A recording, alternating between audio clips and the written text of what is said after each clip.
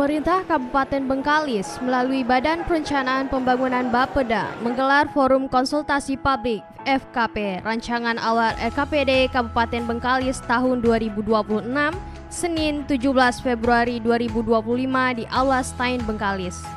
Mengangkat tema peningkatan modal dasar transformasi untuk kesejahteraan yang berdaya saing melalui inovasi dan infrastruktur yang berkelanjutan.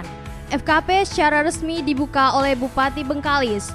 Ibu Kasmarni diwakili PLT Staf Ahli Bupati Bengkalis Bidang Ekonomi, Keuangan, dan Pembangunan Bapak Haji Khairi Fahriza.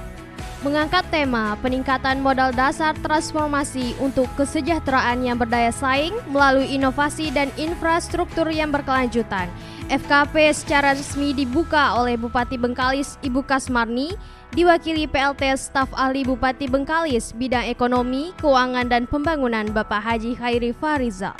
Melalui pelaksanaan konsultasi publik kita pagi ini, tentunya kami berharap dapat dihimpun berbagai masukan dan saran dari para pemangku kepentingan, khususnya terkait dengan tema, prioritas, fokus serta target pembangunan tahun 2026 dalam upaya mendukung tercapainya visi terwujudnya Kabupaten Bengkalis yang bermarwah, maju, sejahtera, serta unggul di Indonesia. Kepala Bapeda Bapak Rinto sebagai narasumber menyampaikan arah kebijakan pembangunan daerah tahun 2026 yang meliputi visi, misi, program unggulan, 4 klaster pembangunan berbasis kawasan, program strategis, rumusan isu, tema dan prioritas tahun 2026. Forum konsultasi publik ini merupakan satu tahapan penting dalam tahapan proses perencanaan pembangunan daerah.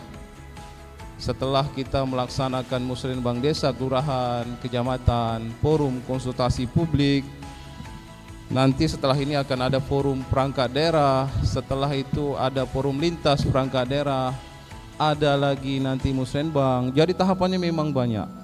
Tema 2026 adalah peningkatan modal dasar transformasi untuk kesejahteraan masyarakat yang berdaya saing melalui inovasi dan infrastruktur yang berkelanjutan. Ada 3 sub yang paling penting.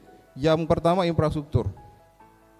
Karena Bengkalis sampai hari ini sebagai daerah pesisir dengan kondisi geografis semacam ini, infrastruktur itu mahal sekali. Akses kita masih jadi problem, terutama akses antar pulau, dan kemudian ada akses antar kecamatan ke kecamatan lain. Kemudian inovasi daerah. Inovasi daerah menjadi penting, terutama dalam rangka melakukan reformasi birokrasi dan tata kelola pemerintahan yang semakin lebih baik, terkhusus dari peningkatan kapasitas dan kompetensi ASN. Kemudian kesejahteraan masyarakat.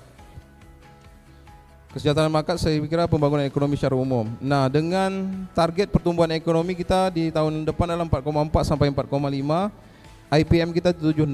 IPM ini mungkin tahun depan sudah akan berubah menjadi IMM, Indeks Modal Manusia. Sampai saat ini kita masih belum dapat hitungan pasnya untuk IMM. Rasio Gini 0,261 atau sampai 0,266, artinya tingkat jurang ekonomi antar kelas itu semakin rendah.